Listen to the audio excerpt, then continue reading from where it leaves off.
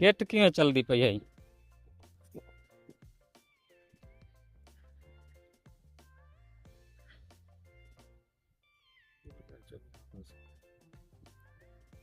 सही है।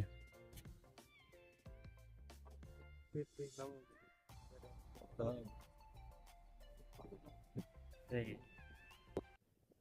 अस्सलाम वालेकुम संगत दे सवाल ठीक ठाक है, तबीयत से ठीक है, तो खैर और संगत दे के रात दे पट्टियां लैन से ते पट्टियां सिर्फ दो लैन से उन्हें दो दे जो एक दाना लगे सुबह के टाइम ये पटे बटेरे तो को दिख लेने से मजीद क्योंकि हुन नवा महीना लगदा पे ते उतो बारिशां भी हैं। दो पट्टियां दे विच एक दाना सुबह के टाइम आ गए ते मजीद शाम को पता लग सी कि शिकार कितना लगता है।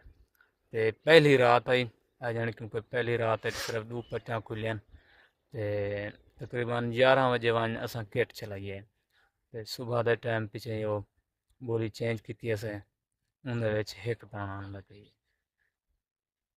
जी दोस्तों यही वे नार बटेर पट्ठा है बिल्कुल ते साफ करो विच दे पवे के ये नर इन्हें मुना भाई परियां दिखा लें वो भी साइड है ये परियां दोस्तों दे पवे के